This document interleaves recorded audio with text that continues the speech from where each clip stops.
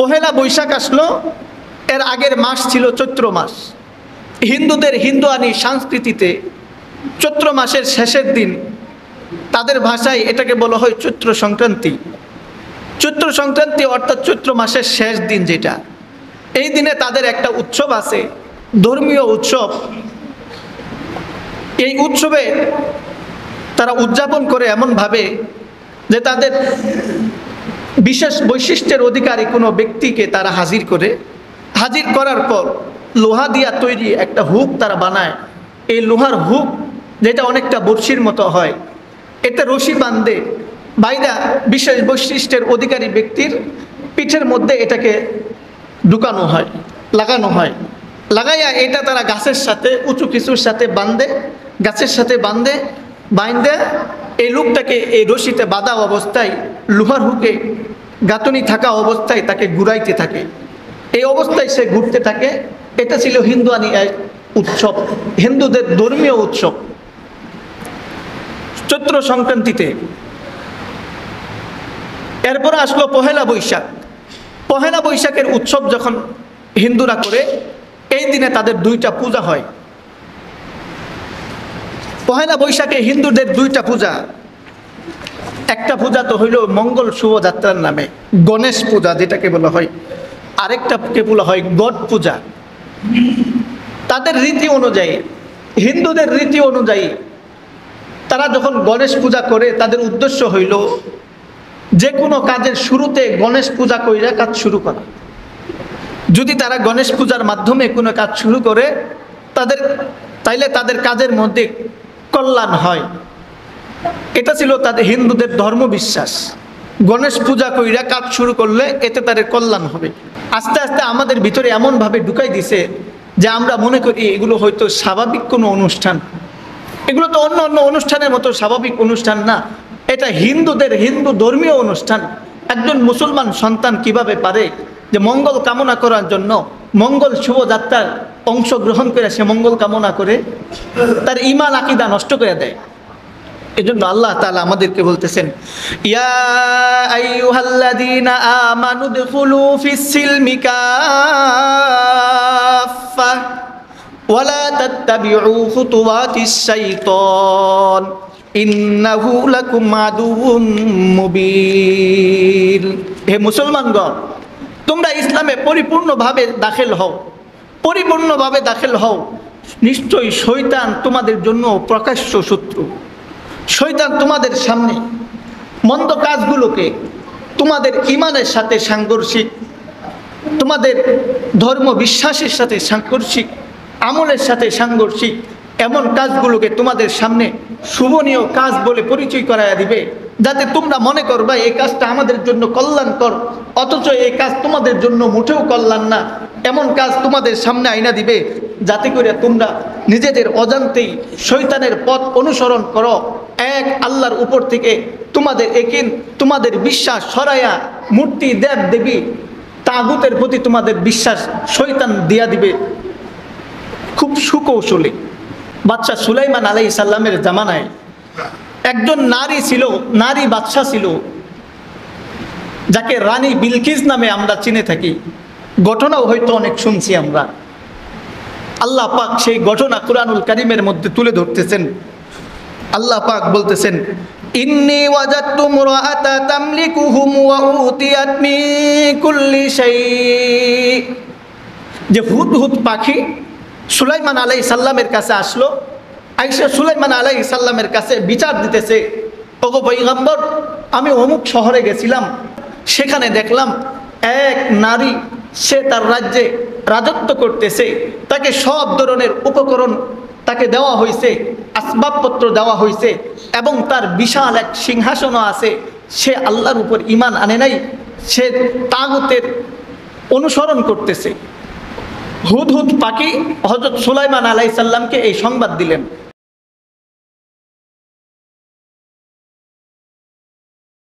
নাহমাদুহু ওয়া নাস্তাঈনুহু ওয়া নাস্তাগফিরুহু ওয়া নু'মিনু বিহি ওয়া নাতাওয়াক্কালু আলাইহি ونعوذ بالله من شرور أنفسنا ومن سيئات أعمالنا من يهده الله فلا مضل له ومن يضلله فلا هادي له ونشهد أن لا إله إلا الله وحده لا شريك له ونشهد أن سيدنا ومولانا محمدا عبده ورسوله أرسله بالحق بشيرا ونذيرا وداعيا إلى الله بإذنه وسراجا منيرا أما بعد فقد قال الله تعالى في كلامه المجيد والفرقانه الحميد أعوذ بالله من الشيطان الرجيم بسم الله الرحمن الرحيم يا أيها الذين آمنوا ادخلوا في السلم كافة ولا تتبعوا خطوات الشيطان إنه لكم عدو مبين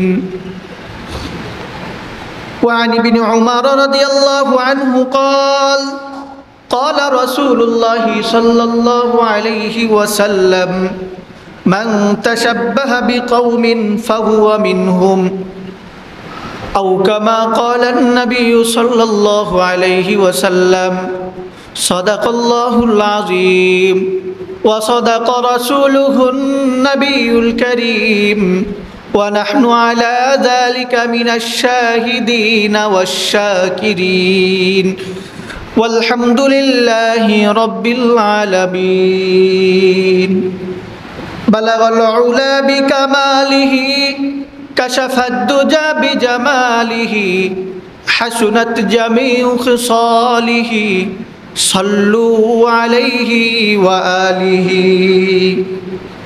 शिरक इस्यान दलालत से बचा कर आए करीम कर हिदायत मुझको अब राह सिरात मुस्तकीम हद से अब तर हो गया है मुझ हाल बदकार का कर मेरे इमदाद अल्लाह वक्त है इमदाद का बलगल उला बिकमालिही कशफ الدجى بجماله حسنت جميع خصاله صلوا عليه وآله گرچه میں بدکار نلائق ہوں اے شاہ جہاں پر تیرے در کو باتا آب چھوڑ کر جاؤ کہاں जुर्म सिया से होया हो मैं सजावर जहीम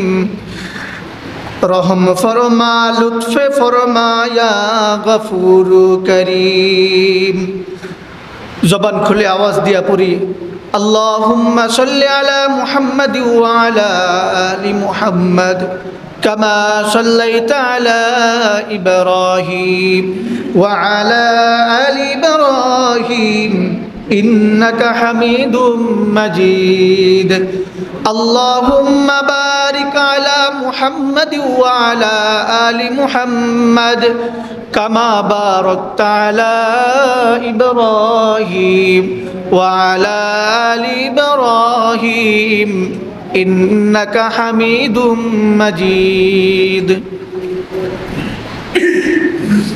শাওয়াল মাসের বরকতপূর্ণ সময় অন্য দিক থেকে বাংলা মাস বৈশাখ বাংলা বর্ষের প্রথম মাস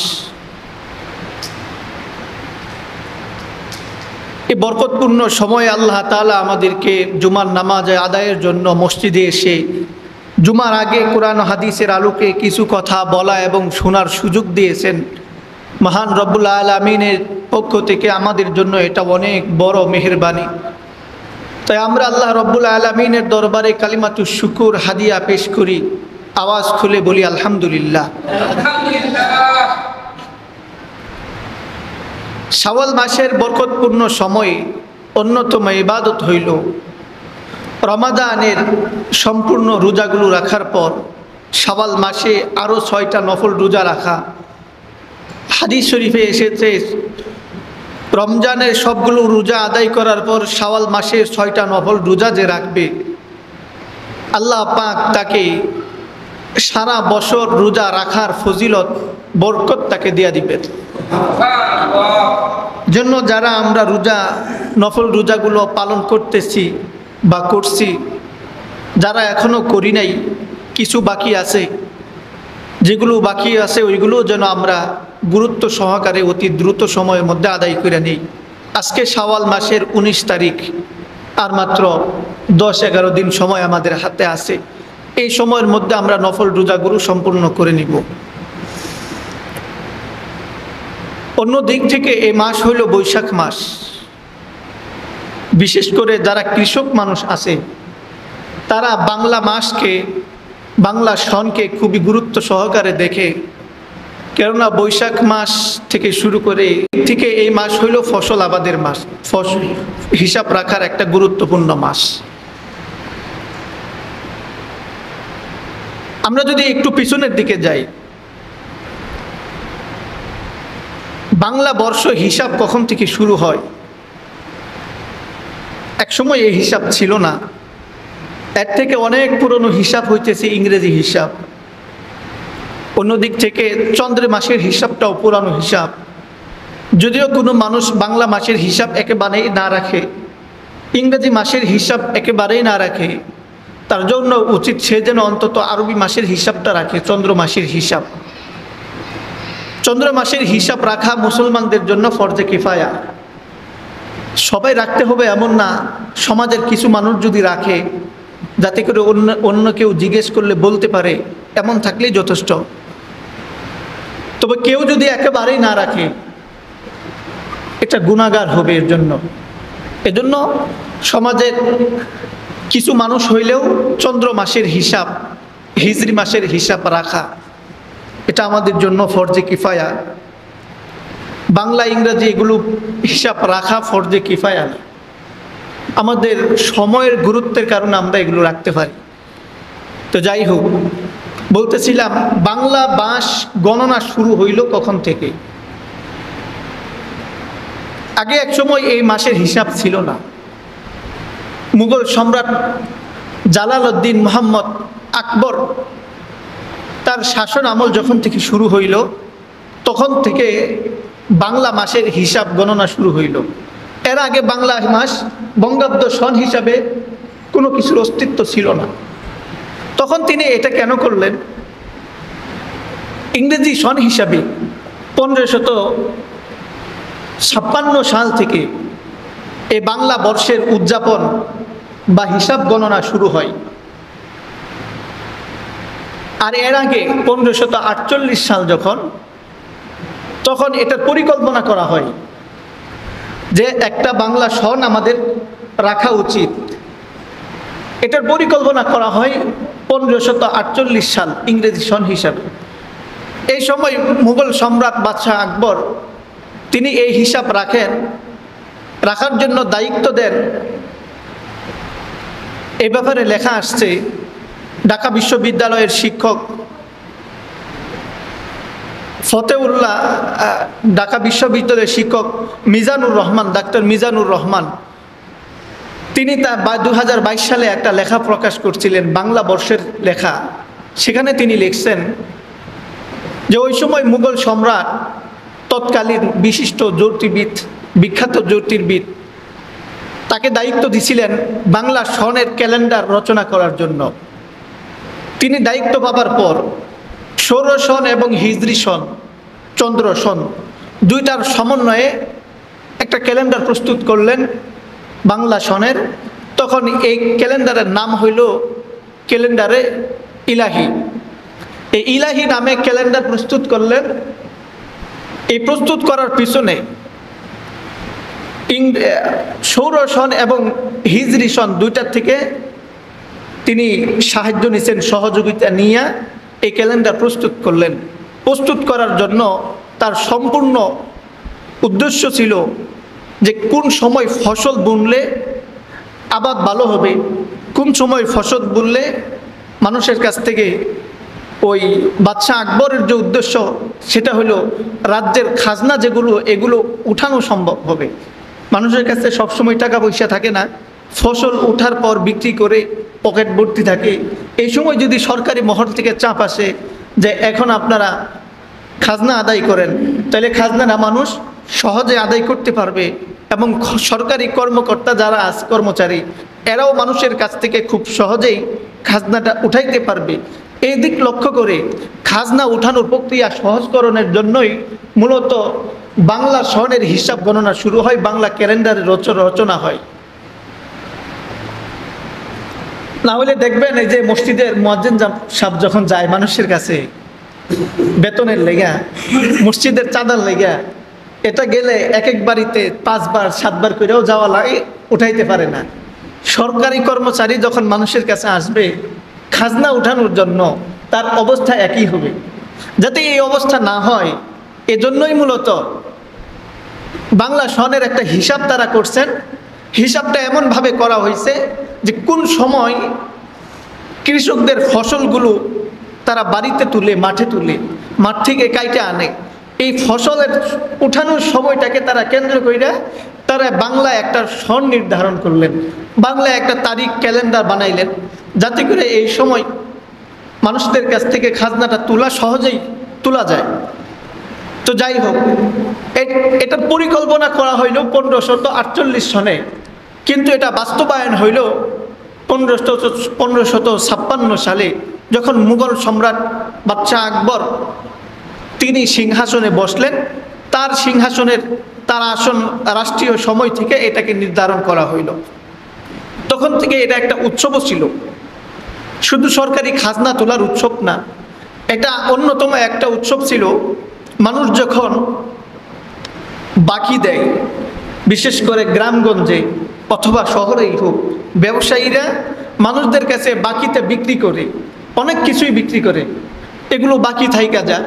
এজন্য তারা একটা দিন নির্ধারণ করলো যে পহেলা বৈশাখ বাংলা মাসের প্রথম মাস। বাংলাতে 12টি মাসের মধ্যে প্রথম মাস হইল পহেলা বৈশাখ, বৈশাখ মাস। বৈশাখ মাসের প্রথম তারিখ যেটাকে আমরা পহেলা বৈশাখ নামে চিনি, তারা পহেলা বৈশাখের এই দিনটাকে নির্ধারণ করলেন। এই দিনে তারা একটা উদযাপন করতেন, অনুষ্ঠান করতেন। অনুষ্ঠানের নাম দেওয়া হইল হালখাতা। এই হালখাতার মধ্যে মানুষ কি করত, যারা ব্যবসায়ী আছে তাদের খদ্দর যারা আছে, ক্রেতা যারা গ্রাহক আছে, বাকিতে ক্রয় করছে এমন গ্রাহকদেরকে আমন্ত্রণ জানাইতো। তারা তখন বৈশাখের প্রথম দিনে হালখাতায় শরিক হইতো, আর ব্যবসায়ীরা তাদের জন্য মিষ্টি খাওয়ার আয়োজন করত।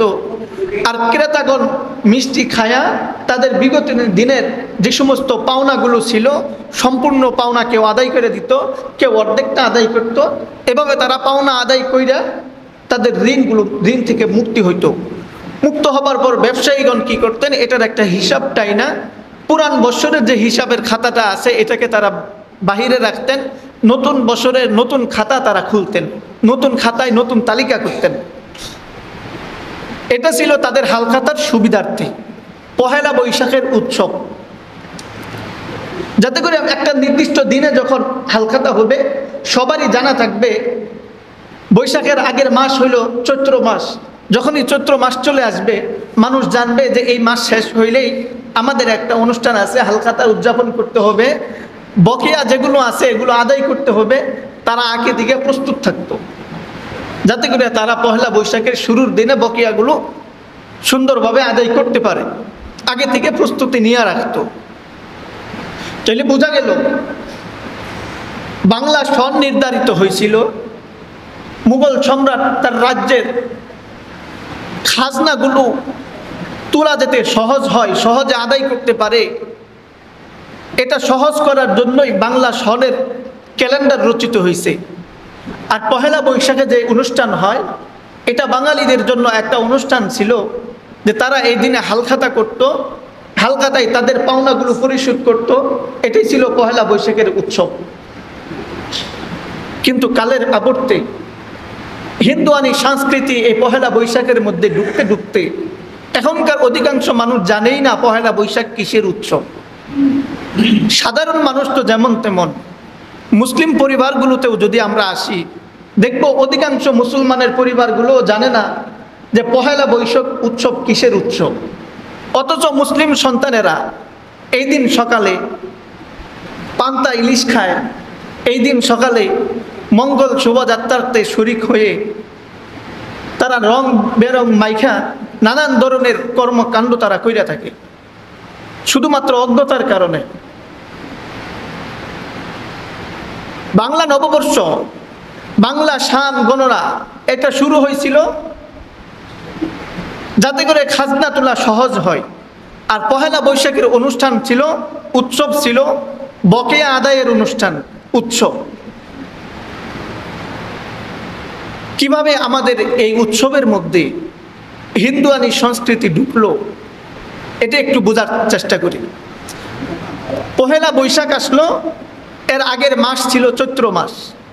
হিন্দুদের হিন্দুয়ানি সংস্কৃতিতে চৈত্র মাসের শেষের দিন, তাদের ভাষায় এটাকে বলা হয় চৈত্র সংক্রান্তি। চৈত্র সংক্রান্তি অর্থাৎ চৈত্র মাসের শেষ দিন যেটা, এই দিনে তাদের একটা উৎসব আছে, ধর্মীয় উৎসব।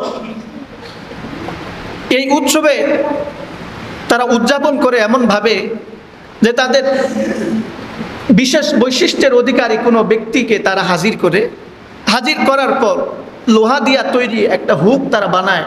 এই লোহার হুক যেটা অনেকটা বড়শির মতো হয়, এতে রশি বাঁধে বাইরা বিশেষ বৈশিষ্ট্যের অধিকারী ব্যক্তির পিঠের মধ্যে এটাকে ঢুকানো হয়, লাগানো হয়। লাগাইয়া এটা তারা গাছের সাথে, উঁচু কিছুর সাথে বাঁধে, গাছের সাথে বাঁধে এই লোকটাকে এই রশিতে বাঁধা অবস্থায় লোহার হুকে গাঁথনি থাকা অবস্থায় তাকে ঘুরাইতে থাকে। এই অবস্থায় সে ঘুরতে থাকে। এটা ছিল হিন্দুয়ানি উৎসব, হিন্দুদের ধর্মীয় উৎসব চৈত্র সংক্রান্তিতে। এরপরে আসলো পহেলা বৈশাখ। পহেলা বৈশাখের উৎসব যখন হিন্দুরা করে, এই দিনে তাদের দুইটা পূজা হয়। পহেলা বৈশাখে হিন্দুদের দুইটা পূজা। একটা পূজা তো হইল মঙ্গল শোভাযাত্রার নামে গণেশ পূজা যেটাকে বলা হয়, আরেকটাকে বলা হয় গড পূজা। তাদের রীতি অনুযায়ী, হিন্দুদের রীতি অনুযায়ী তারা যখন গণেশ পূজা করে তাদের উদ্দেশ্য হইল যে কোনো কাজের শুরুতে গণেশ পূজা কইরা কাজ শুরু করা। যদি তারা গণেশ পূজার মাধ্যমে কোনো কাজ শুরু করে তাইলে তাদের কাজের মধ্যে কল্যাণ হয়। এটা ছিল তাদের হিন্দুদের ধর্ম বিশ্বাস। গণেশ পূজা কইরা কাজ শুরু করলে এতে তাদের কল্যাণ হবে। একইভাবে তারা পহেলা বৈশাখের মধ্যে, যেহেতু এটা বছরের প্রথম দিন, বছরের প্রথম দিনে কাজ করবে, কাজের শুরুতে তারা এই অনুষ্ঠানটা করে গণেশ পূজা। তারা যখন এই অনুষ্ঠানে যায় সকালবেলা, সকাল সকাল উঠা পড়ে, ওইটা তাদের সারাদিনের কাজকর্মের শুরুতে তারা আগে সবাই মিলে এই উৎসব পালন করে। উৎসবের মধ্যে কি মঙ্গল শুভযাত্রা, মঙ্গল শুভযাত্রা হয়। তাদের একজন দেবী ছিল যার নাম লক্ষ্মী দেবী। এই লক্ষ্মী দেবীকে, লক্ষ্মী দেবীর এক আকৃতি দিয়া মূর্তি তারা বানায়। এটার মধ্যে মঙ্গল যাত্রা শুরুতে লক্ষ্মী দেবী যখন থাকে, এগুলো তো আপনারা জানেন যে লক্ষ্মী দেবী যে আরোহণ আসনটা গ্রহণ করে, বাহনটা গ্রহণ করে, এই বাহন হয় এক পেঁচার বাহন। অর্থাৎ তাদের উদ্দেশ্য হইল পেঁচার মধ্যে যখন চলবে, পেঁচা এক দ্রুতগামী বস্তু, খুব দ্রুত গতিতে এই মিছিলে যারা অংশগ্রহণ করবে, মঙ্গল শোভাযাত্রার মিছিলে যারা অংশগ্রহণ করবে, লক্ষ্মী দেবী তাদের জন্য কল্যাণের দিকে তাদেরকে খুব দ্রুত নিয়ে যাবে। নাউজুবিল্লাহ। আমাদের অনেক মুসলিমরাই না বুঝা না শুই না এই মঙ্গল শুভযাত্রায় চলে যায়। অনেকে আছে পান্তা ইলিশ খায়াও এই বছরের দিনটা শুরু করে। এগুলো ছিল হিন্দুয়ানি সংস্কৃতি। আস্তে আস্তে আমাদের ভিতরে এমনভাবে ঢুকাই দিছে যে আমরা মনে করি এগুলো হয়তো স্বাভাবিক কোনো অনুষ্ঠান। এগুলো তো অন্য অন্য অনুষ্ঠানের মতো স্বাভাবিক অনুষ্ঠান না, এটা হিন্দুদের হিন্দু ধর্মীয় অনুষ্ঠান। একজন মুসলমান সন্তান কিভাবে পারে যে মঙ্গল কামনা করার জন্য মঙ্গল শুভযাত্রার অংশগ্রহণ করে সে মঙ্গল কামনা করে তার ঈমান আকীদা নষ্ট করে দেয়। এজন্য আল্লাহ তাআলা আমাদেরকে বলতেছেন, ইয়া আইয়ুহাল্লাযীনা আমানু দুখুলু ফিস-সিলমি কাফফা ওয়ালা তাত্তাবিউ খুতুওয়াতিশ শাইতান ইন্নাহু লাকুম আদুউম মুবিন। হে মুসলমানগণ, তোমরা ইসলামে পরিপূর্ণভাবে দাখিল হও, পরিপূর্ণভাবে দাখিল হও। নিশ্চয়ই শয়তান তোমাদের জন্য প্রকাশ্য শত্রু। শয়তান তোমাদের সামনে মন্দ কাজগুলোকে, তোমাদের ঈমানের সাথে সাংঘর্ষিক, তোমাদের ধর্ম বিশ্বাসের সাথে সাংঘর্ষিক, আমলের সাথে সাংঘর্ষিক এমন কাজগুলোকে তোমাদের সামনে শুভনীয় কাজ বলে পরিচয় করাইয়া দিবে, যাতে তোমরা মনে করবা এই কাজটা আমাদের জন্য কল্যাণকর, অথচ এই কাজ তোমাদের জন্য মোটেও কল্যাণ না। এমন কাজ তোমাদের সামনে আইনা দিবে যাতে করে তোমরা নিজেদের অজান্তেই শয়তানের পথ অনুসরণ করো। এক আল্লাহর উপর থেকে তোমাদের একিন, তোমাদের বিশ্বাস সরাইয়া মূর্তি, দেব দেবী, তাগুতের প্রতি তোমাদের বিশ্বাস শয়তান দিয়া দিবে খুব সুকৌশলে। আল্লাহ আমাদেরকে সতর্ক করতে দিচ্ছেন। ওই দিন তারা সকালবেলায় হিন্দুরা সূর্যের যে পূজা করে,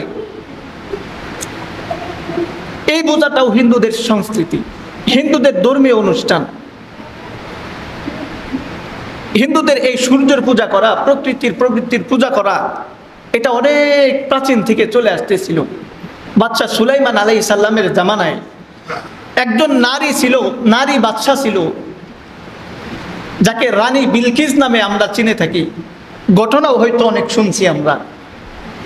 আল্লাহ পাক সেই ঘটনা কুরআনুল কারীমের মধ্যে তুলে ধরতেছেন।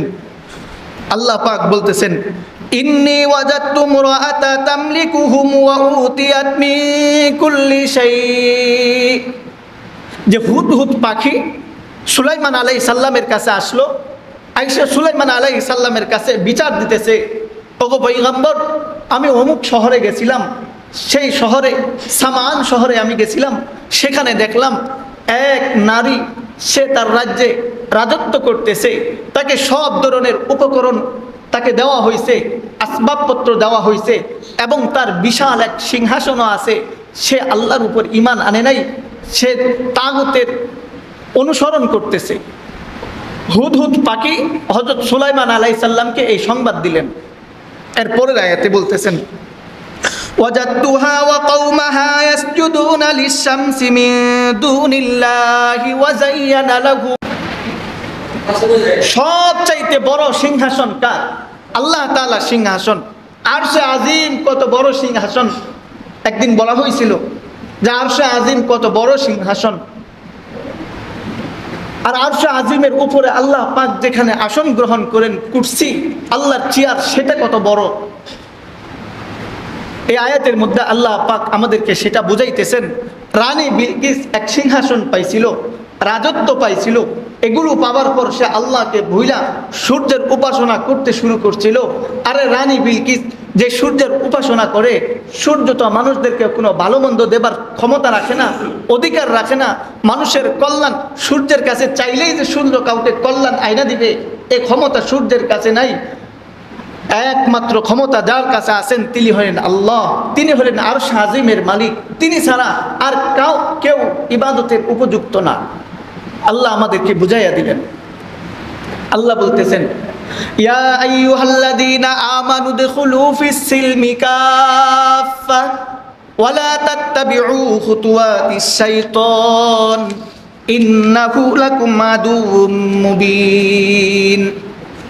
তোমাদের যা কিছু চাওয়ার প্রয়োজন হয় একমাত্র আল্লাহর কাছেই চাইবে। তোমাদের কোনো কল্যাণের প্রয়োজন হয় তোমরা আল্লাহর কাছেই প্রার্থনা করবে। সূর্য মানুষের জন্য কোনো কল্যাণ এনেও দিতে পারে না, মানুষের জন্য কোনো অকল্যাণও সূর্য করতে পারে না। এবার আসুন, রবীন্দ্রনাথ ঠাকুরের একটা সঙ্গীত আছে, যে সঙ্গীত সরকারি প্রতিষ্ঠানগুলোতে এটা অনেক সময় বলা হয়, পহেলা বৈশাখে বলা হয়, বা এই সঙ্গীত খুব মনোযোগ দিয়ে গুরুত্ব দিয়ে শেখানোও হয়। সঙ্গীত কি? বৈশাখের আগমনী, যে এসো হে বৈশাখ, এমন একটা সঙ্গীত আছে, আপনারা শুনছেন। এই সঙ্গীতের মধ্যে তারা কি বলে? মুছে যাক গানি গুছে যাক জরা, অগ্নিস্থানে সূচি হোক ধরা, এমন একটা সঙ্গীত বলা হয়। এই সঙ্গীত হিন্দুরা যেভাবে পাঠ করে, মুসলমানের সন্তানেরাও উৎসবের মধ্যে যায় বা কোনোভাবে এই সঙ্গীত পাঠ করে। রবীন্দ্রনাথ ঠাকুর সে মুসলিম ছিল না হিন্দু ছিল? জানি আমরা সবাই হিন্দু ছিল, তাই তো? রবীন্দ্রনাথ ঠাকুর মুসলমানদের কোনো কবিও না, সে নিজেও মুসলমান না, একজন হিন্দু ছিল। সে তার ধর্ম বিশ্বাস থেকে যে কোনো কবিতা রচনা করতেই পারে, তার বিশ্বাস থেকে সে কবিতা রচনা করবে, এটাই স্বাভাবিক। এই কবিতা যখন মুসলমান সন্তানেরা শিখে, সেও যখন এই কবিতার সাথে সাথে তাল মিলায়া বলতে থাকে যে মুছে যাক গানি গুছে যাক জরা, অগ্নিস্থানে সূচি হোক ধরা, এর অর্থ কি দাঁড়ায় একটু আমরা শুনি। অগ্নি এই শব্দের অর্থ আমরা জানি যে আগুন, যা আমাদের জানা আছে। স্নান হিন্দুদের ভাষায়, আমাদের ভাষায় গোসল করা। তৃতীয় শব্দ হচ্ছে সূচি, যার অর্থ হয় পবিত্র। ধরা অর্থ হয় পৃথিবী। এই চার শব্দ মিলা যে অর্থ হয় তা হইল যে বৈশাখ তুমি এসো, আগুন দিয়া পৃথিবীকে পবিত্র করো। তারা এটাকে বৈশাখকে এভাবে আগমন জানায় যে বাক্যগুলো দিয়া। এই বাক্যগুলোর সারমর্ম হইল বৈশাখ তুমি এসো, আগুন দিয়া পৃথিবীকে পবিত্র করো।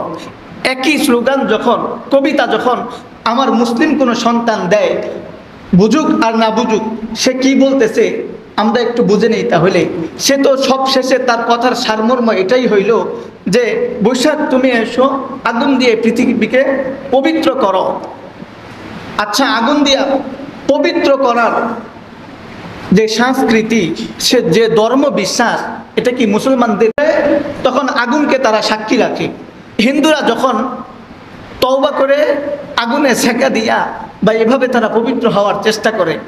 হিন্দুরা যখন তাদের কোনো মৃত ব্যক্তিকে ওই পুরাইয়া দেয়, তাদের ধর্ম বিশ্বাস হইল যে আগুনের দ্বারা পুরাইলে তার জীবনে সে যত আকামুকাম করছে সব আকামুকাম মাফ হইয়া সে পবিত্র হইয়া স্বর্গে চলে যাবে। নাউজুবিল্লাহ। এটা ছিল হিন্দুদের ধর্ম বিশ্বাস যে আগুন দ্বারা সেকা দিলে বা তাপ দিলে আগুন দ্বারা মানুষ পবিত্র হইতে পারে, পৃথিবী পবিত্র হইতে পারে, বা আরো অন্য কিছু পবিত্র হইতে পারে। এটা হিন্দুদের ধর্ম বিশ্বাস। মুসলমানদের ধর্ম বিশ্বাস কি বলেন? মুসলমানদের ধর্ম বিশ্বাস না। কাজেই কোনো মুসলিম সন্তান যেন পহেলা বৈশাখকে আগমন এভাবে না করে রবীন্দ্রনাথ ঠাকুরের সঙ্গীতের মাধ্যমে তারা তাদের এই সমস্ত ধর্ম বিশ্বাসগুলো ঢুকাইতে এখন পর্যন্ত কি বলছিলাম, বাঙালিদের পহেলা বৈশাখের উৎসব ছিল হালখাতা। বাংলা বর্ষ নির্ধারণের রচনার একটা উদ্দেশ্য ছিল যে খাজনা আদায় করা সহজ করা। এটি তো সবশেষে মোট কথা হলো বকেয়া পরিশোধ করা। এটা ছিল বাংলা বর্ষ রচনার মূল উদ্দেশ্য। এটাকে আস্তে আস্তে পরিবর্তন করতে এখন আমাদের মুসলমান সন্তানেরাও হিন্দুদের শুভযাত্রায়, মঙ্গল শুভযাত্রায় অংশগ্রহণ করে হিন্দুদের সাথে তাল মিলাইয়া তারাও আগুনের কাছে নিজেদের পবিত্র হওয়ার ব্যাপারে, পৃথিবীকে পবিত্র করার ব্যাপারে প্রার্থনা করে। এটা কোনোভাবেই উচিত না। হাদিসের মধ্যে আসছে, হযরত উমর রাদিয়াল্লাহু তাআলা আনহু বলেন, মান তাসাব্বাহা বিকৌমিন ফাহুয়া মিনহুম। দুনিয়াতে যে মানুষ যার অনুকরণ করবে, যার মতো পোশাক পরবে, যার মতো নিজের গঠন আকৃতিকে যে যার মতো করে সাজাবে, যে যার পথকে অনুসরণ করবে, যার মতো মিশায়া কাজ করবে, হাসরের ময়দানে আল্লাহ পাক সে যার অনুসরণ করত তার সাথেই হাসরের ময়দানে তুলবে। আল্লাহ পাক যদি আমাদেরকে তার সাথেই তুলেন, আজকের পহেলা বৈশাখে আমরা যখন হিন্দুদের সাথে তাল মিলাইয়া মঙ্গল শুভযাত্রায় অংশগ্রহণ করি, হাসরের ময়দানে আমাকেও, এটা নিঃসন্দেহে যে আল্লাহ আমাকেও হাসরের ময়দানে ওই হিন্দুদের সাথে হাসরের ময়দানে তুলবেন। আমি যখন হিন্দুদের সাথে তাল মিলাইয়া বৈশাখকে স্বাগতম জানাই, তাদের সঙ্গীতের মাধ্যমে আমার এই কর্মের কারণে আল্লাহ না করুক যদি আল্লাহ আমাকে হাসরের ময়দানে হিন্দুদের সাথেই উঠাইয়া দেন, কি অবস্থা হবে? দুনিয়াতে আমার মুসলমানিত্বে এই পরিচয় কোনো কাজে আসবে? কোনো কাজে আসবে না। এই জন্য আমাদের ঈমান, আমাদের ইয়াকিনকে বিশুদ্ধ করা উচিত। এবার আসুন আরেকটা কথা বলে ফেলি, যে আমাদের বাড়িতে অনেক সময় পুরুষরা রাত্রে দেরিতে বাড়িতে ফিরে, তার ঘরে ছোট বাচ্চা থাকে। ওই বাচ্চা হইলে 7 দিন 40 দিন পর্যন্ত একটা সময় যায়। এই সময় রীতি অনুযায়ী অনেককে এমন বলতে শোনা যায়, অনেক রাত্রে বাহির থেকে আসার কারণে মানুষ যেন আগুনে শরীর তাপ দিয়া তারপরে ঘরে প্রবেশ করে, না হইলে শয়তানের কোনো আসর তার সাথে থাকতে পারে। এরকম কি শুনছেন আপনারা? এটা আমাদের মধ্যে কইতে আসলো? এটাও তো আমাদেরকে হিন্দুয়ানি সংস্কৃতির মধ্যে থেকেই আসছে। মুসলমান তো এগুলো বিশ্বাস করতে পারে না। মুসলমানদের জন্য ধর্ম আছে না নাই? মুসলমানের ধর্ম কি এমনি এমনি চলে না? আল্লাহ কর্তৃক বিধান দেওয়া আছে। আল্লাহ রসুল কর্তৃক আমাদেরকে সব কিছু, আমাদের সব কাজগুলো শিখানো আছে। হযরত সালমান ফারসি রাদিয়াল্লাহু তাআলা আনহু যখন ইসলাম গ্রহণ করলেন, তার আগেকার সে যখন মুসলিম ছিলেন না, যখন মুশরিক ছিলেন, ওই সময় তার সঙ্গী সাথী যারা ছিল তারা সালমান ফারসি রাদিয়াল্লাহু তাআলা আনহুকে ডাক দিয়ে বলতেছিল, এই সালমান, শুনলাম তোমাদের নবী নাকি তোমাদেরকে সব কিছুই শিখায়, তোমরা কিভাবে ইস্তেনজা করবে, বাথরুমের টয়লেট তোমরা কিভাবে করবে, এটাও নাকি তোমাদের নবী তোমাদেরকে শিখায়। ওই যে তারা শুনছিল যে ইস্তেনজার পর ডিলাগুলো ব্যবহার করতে হয়, আল্লাহ রসুল শিখাইছিলেন কমপক্ষে 3টা ডিলা তোমরা ব্যবহার করবে। এই যাবতীয় কিছু মাসালা শোনার পর তারা বলতেছিল, সালমান এগুলো কি শিখানোর বিষয়? তখন সালমান রাদিয়াল্লাহু তাআলা আনহু গর্বের সাথে উত্তর দিয়েছিলেন, হ্যাঁ, আমার নবী আমাকে এটা শেখায়। আমার নবী শুধু এটাই শেখায় না, আমার নবী আমাকে এটাও শেখায় যে আমি যেন ইস্তেনজা করার পর 3টা ডিলা ব্যবহার করি, 3টা কুলুক ব্যবহার করি। আমার নবী আমাকে এটাও শেখায় আমি যেন যখন ইস্তেনজা করতে বসবো, আমি যেন সূর্যের দিকে মুখ করে ইস্তেনজা করতে না বসি। আমি যখন ইস্তেনজা করতে বসবো যেন পশ্চিম দিকে, কেবলা দিকে মুখ করে আমি ইস্তেনজা করতে না বসি। আমার নবী আমাকে এটাও শেখায় যেদিক থেকে প্রবল বাতাস আসতে থাকে, গতিবেগে বাতাস আসে, এই দিকে ফিরেও যেন আমি প্রস্রাব করতে না বসি। আমার নবী আমাকে এমন সাধারণ বিষয়গুলোও শেখায়। সুবহানাল্লাহ। তো বলতেছিলাম, ইসলাম আমাদেরকে ছোট বড় সব বিষয়ে শিক্ষা দেয়। আমরা যখন বাহির থেকে নিজের ঘরে প্রবেশ করব, এই বিষয়ে ইসলাম আমাদেরকে শিখায় যে আমরা কিভাবে প্রবেশ করব। ঘর থেকে যখন বের হব তখন আমাদেরকে শেখায় আমরা ঘর থেকে কিভাবে বের হব। তাহলে আসেন, আমরা শুনছি যে ওই ঘরের মধ্যে ছোট বাচ্চা থাকলে সেখানে আগুন দিয়া, সেক দিয়া তারপরে ঘরে প্রবেশ করতে হয়, না হলে নানান ধরনের সমস্যায় নাকি আমরা পড়ি। ইসলাম আমাদের কি শিখালো? আল্লাহ রসুল বলেন, তোমরা যখন বাহির থেকে আসো তখন ঘরে প্রবেশের সময় তোমরা দোয়া পড়বে, বিসমিল্লাহি খরজনা ওয়া বিসমিল্লাহি আলাইকা তাওয়াক্কালনা ওয়া আলাল্লাহি রব্বানা তাওয়াক্কালনা। এই দোয়া পড়ে তোমরা ঘরে প্রবেশ করবে। যদি এই দোয়া পড়ে ঘরে প্রবেশ করো, যত রকমের অমঙ্গল আছে, যত রকমের অশুভনীয় বিষয় আছে, আল্লাহ সমস্ত বিষয় থেকে তোমাদেরকে মুক্ত কইরা তোমার ঘরকে নিরাপদ করবেন। তোমার আগমনকে, তোমার ঘরের জন্য, তোমার আগমনকে, তোমার ঘরের ছোট শিশু, বড় মানুষ যারা আছে, পুরা ঘরের জন্য, ঘরের বাসিন্দাদের সবার জন্যই তোমার আগমন আল্লাহ নিরাপদ করে দিবেন।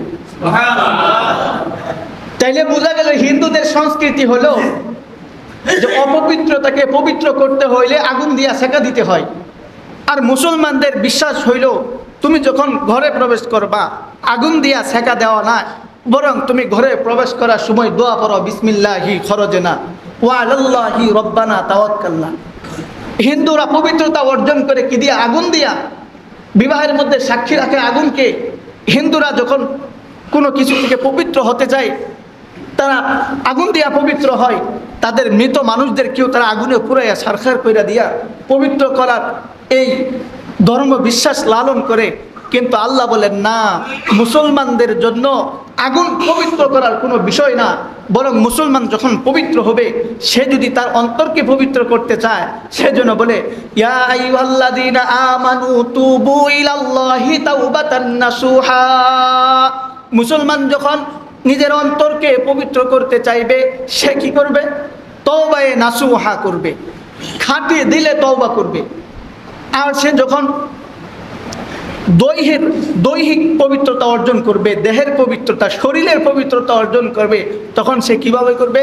ইয়া আইয়ুহাল্লাযীনা আমানু ইযা কুমতুম ইলাস সালাহ ইযা কুমতুম ইলাস সালাতি ফাগসিলু ওয়ুজুহাকুম ওয়া আইদিয়াকুম ইলাল মারাফিক ওয়ামসাহু বিরুউসিকুম ওয়া আরজুলাকুম ইলাল কা'বাইন। সুবহানাল্লাহ কবেন না?